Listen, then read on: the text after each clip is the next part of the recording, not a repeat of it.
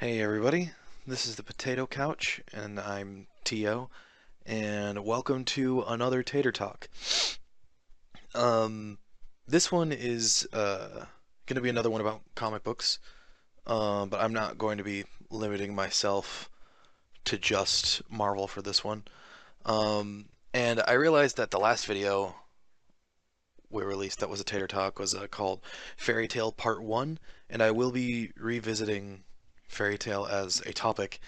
But I realized in that video that all I really did was just give a rundown of, story arcs. I mentioned a lot of names without any explanations as to who they were. So, I'm going to be pursuing a series, I guess, talking more in depth about Fairy Tale and analyzing its uh, overarching plot.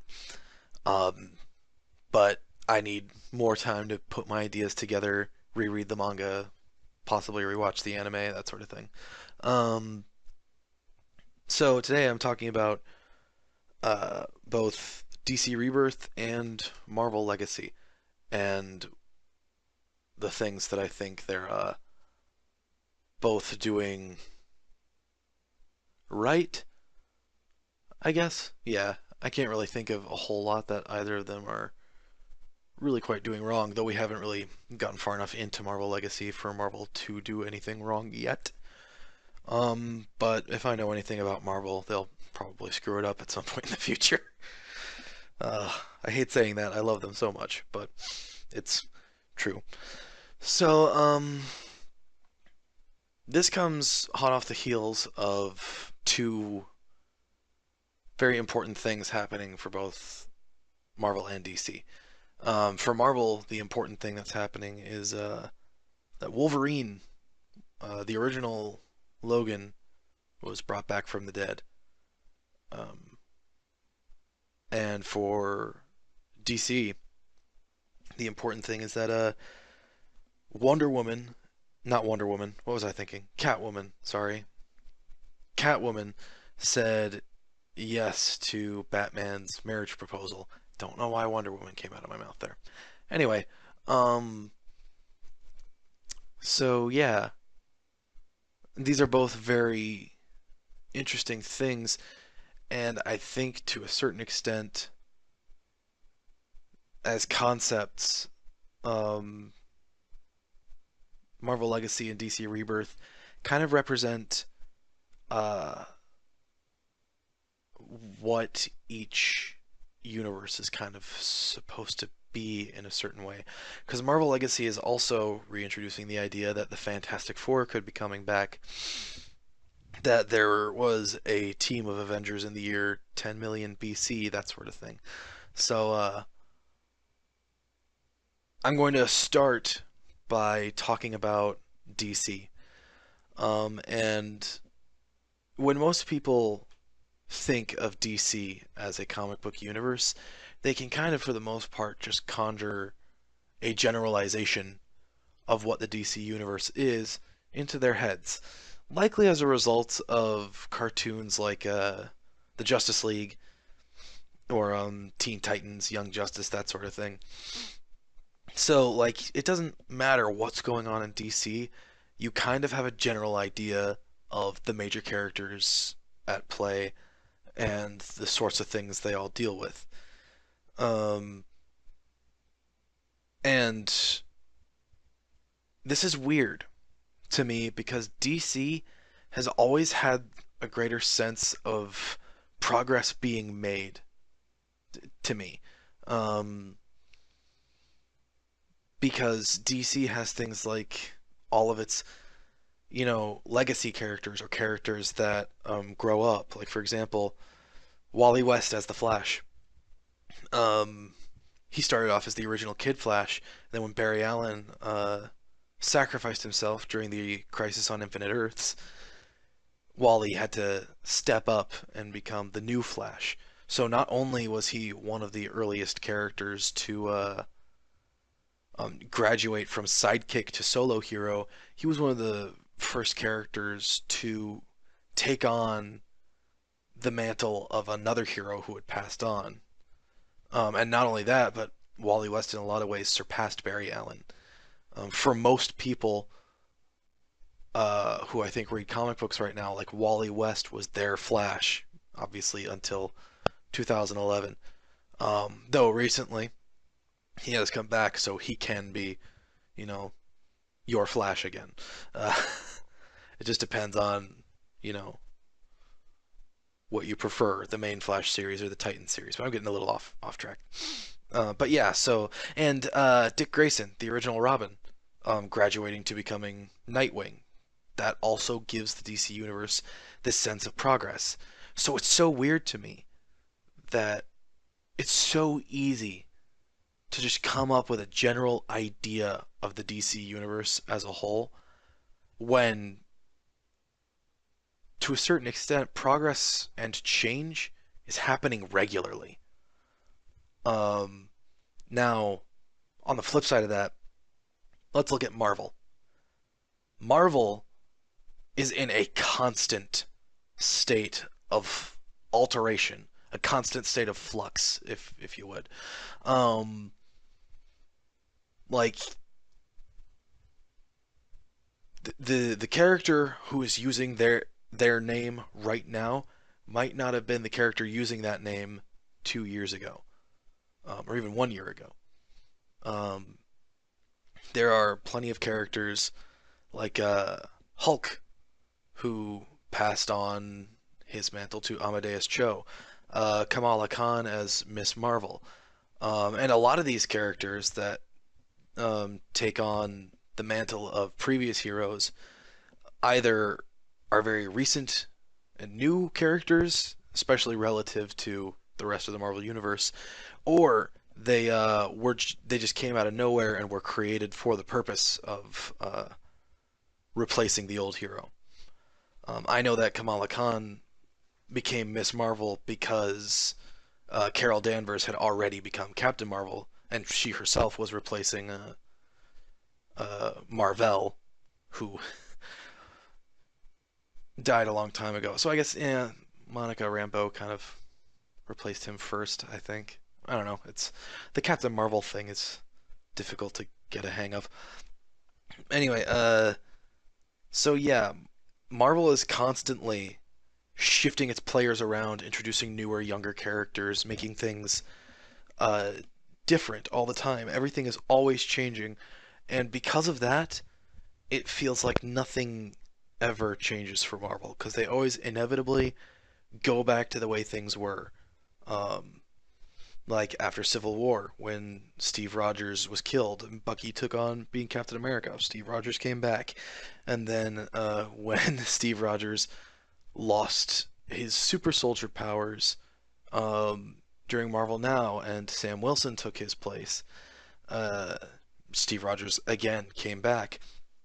This time he was a Hydra agent, but once again, a different Steve Rogers was essentially conjured into existence for the ex- explicitly for the purpose of making sure there would be a heroic Captain America left by the end of Secret Empire. Uh,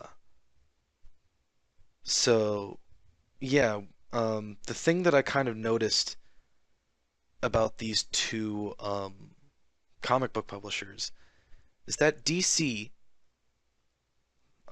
for as static as the perception of it seems to be, is at its best when things are progressing, such as Batman proposing to Catwoman and Catwoman saying yes. Um,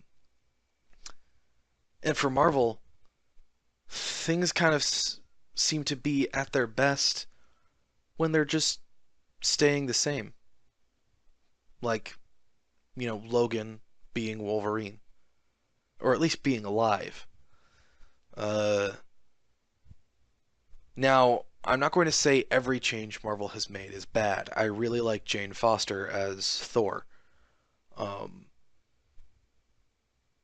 and I also am quite fond of, Miles Morales as a character. He's a good Spider-Man. Um,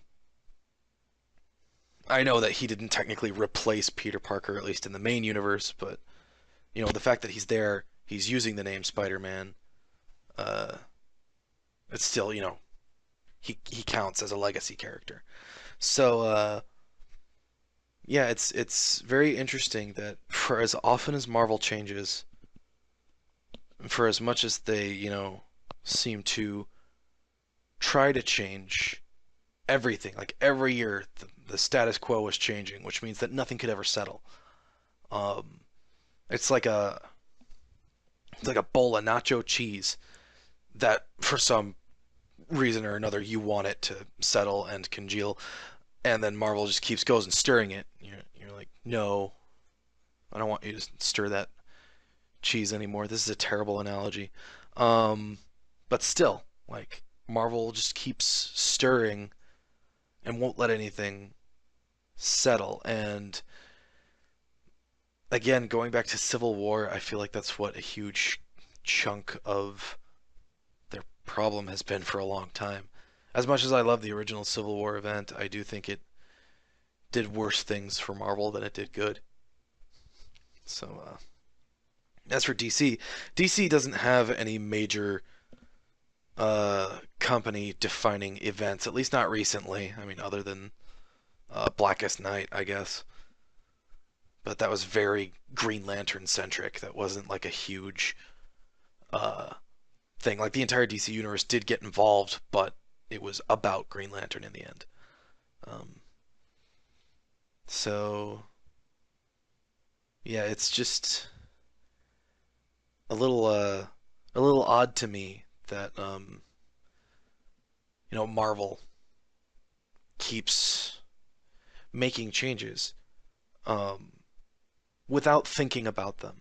They don't think about the changes they're making. I feel like that's probably the issue.